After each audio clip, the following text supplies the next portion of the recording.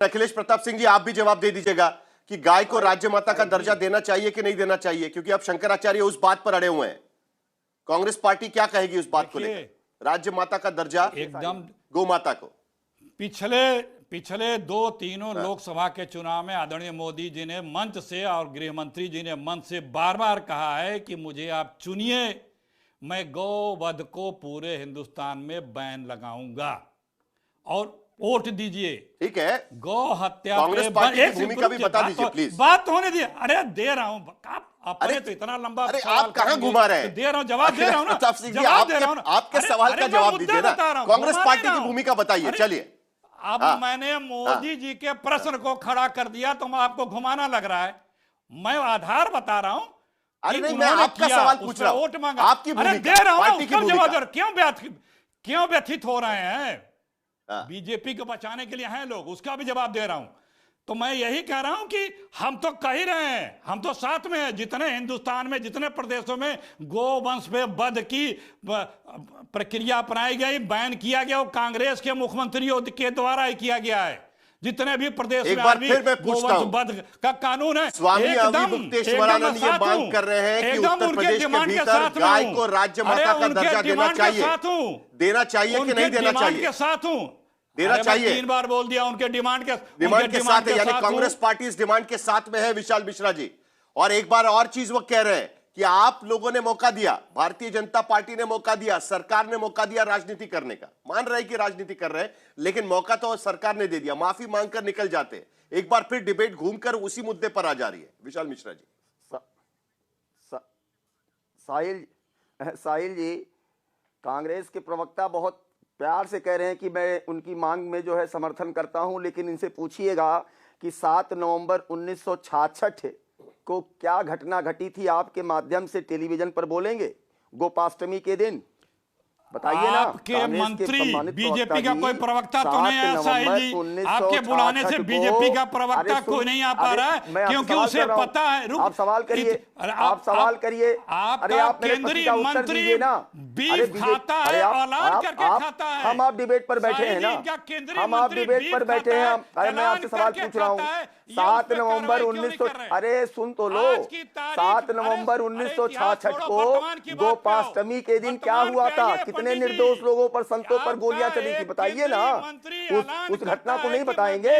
उस घटना की भी चर्चा कर दीजिए, उस घटना की भी चर्चा कर दीजिए। प्रभु श्री राम को काल्पनिक है, बता दीजिए, उनका अस्तित्व नहीं एग्जिस्ट करता है, इसके भी बारे में बता दीजिए। अरे बताइए ना, अरे भूल जा रहे हैं, अब बताइए, पब्लिक है, ऐसे बोल के नहीं निकल पाएंगे, सच्चाई से छुप नहीं सकते, सच्चाई नहीं छुप सकती। फैक्ट होता है, बनावटी कागज के फूलों से खुशबू नहीं आती। नहीं, 7 नवंबर 1966 गोपाष्टमी का दिन, ये भी पब्लिक को बता दीजिए। प्रभु श्री राम काल्पनिक है, बताइए ना पब्लिक को। आवाज बड़ा आपको सनातन से प्यार उमड़ रहा है, राजनीति की रोटी सेक रहे हैं आप, बताइए ना, ये भी तो बता दीजिए, बताइए ना।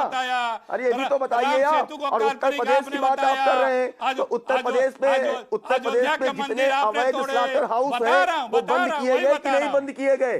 जितने तीर्थ स्थल है उनके 500 मीटर की पेरिफेरी में किसी भी प्रकार के मांस की बिक्री नहीं होगी, बंद किया गया कि नहीं बंद किया गया? मुख्यमंत्री चलिए, देखिए, एक बात को तो समझना होगा, निराश्रित गोवंश, एक बात को तो समझना होगा कि भारतीय जनता पार्टी के प्रवक्ता इस चर्चा में शामिल नहीं हुए हैं, जिसकी वजह से जरा विशाल मिश्रा जी पर भार थोड़ा बढ़ गया है और सभी मुद्दों पर उनको जवाब देना पड़ रहा है। ये बात भी तो थोड़ी समझनी होगी।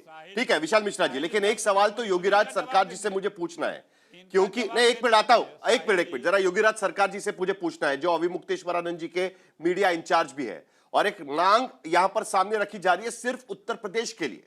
ऐसा क्यों योगीराज जी? क्योंकि जो आंकड़े आप दे रहे हैं उसमें उत्तर प्रदेश भले ही सबसे आगे है पूरे देश में, लेकिन पूरे देश से ये निर्यात हो रही है। जो भैंस के मांस की निर्यात के आंकड़े हमारे सामने, वो निर्यात तो हो रही है, पूरे देश से हो रही है। उत्तर प्रदेश की जो आबादी है और बाकी साइज देखते हुए उत्तर प्रदेश की संख्या उसमें ज्यादा दिखाई देती है, उसमें तो कोई डाउट नहीं है। लेकिन सिर्फ और सिर्फ उत्तर प्रदेश पर ही सवाल क्यों? क्यों नहीं मध्य प्रदेश का नाम आता है? क्यों नहीं महाराष्ट्र का नाम आता है? क्यों नहीं असम का नाम आता है? क्यों नहीं बाकी राज्यों का नाम आता है? क्योंकि आपका झगड़ा है उत्तर प्रदेश के मुख्यमंत्री के साथ में आज की स्थिति में, इसीलिए? ठीक है साहिल जी, देखिए आपने सही प्रश्न किया है और हम केवल उत्तर प्रदेश का आंकड़ा नहीं दे रहे हैं, अब आपको हम पूरे भारतवर्ष का आंकड़ा दे देते हैं। बीफ निर्यात में भारत इस समय नंबर 2 पर है। आप कल्पना करिए कि नंबर 2 पर आ गया है, तो अब आंकड़ा कुछ बताना नहीं है, आंकड़ा आप भी समझ रहे हैं, आंकड़ा सभी लोग समझ रहे हैं। और उत्तर प्रदेश की जो स्थिति है वो इसलिए हम उत्तर प्रदेश में कर रहे हैं कि उत्तर प्रदेश में मुख्यमंत्री गोरक्षपीठ के हैं। अरे कैसे सनातनी है वो, कैसे हिंदू है वो?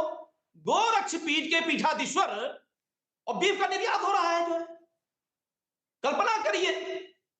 और कैसे हिंदू का प्रमुख, कैसे हिंदू है वो? अरे कैसा हिंदू शासक? अरे हिंदू शासक अगर होते वो हिंदू होते। हिंदू वो है जिसके घर में पहली रोटी किसकी निकलती है? गाय की निकलती है ना पहली रोटी। तो जो हिंदू शासक, जो उत्तर प्रदेश का शासक है, वो राजा है, तो कलम की पहली नोक से गौ माता को राज्य माता का दर्जा प्रदान करेगा अगर वो असली हिंदू है। और शंकराचार्य ने पूछा है, 24 दिन के अंदर हमसे प्रमाण पत्र मांगा था कि आप शंकराचार्य हैं कि नहीं। हमने 24 दिन के अंदर, 24 घंटे के अंदर को प्रमाण पत्र दे दिया है। हम उनको 40 दिन का समय दे रहे हैं।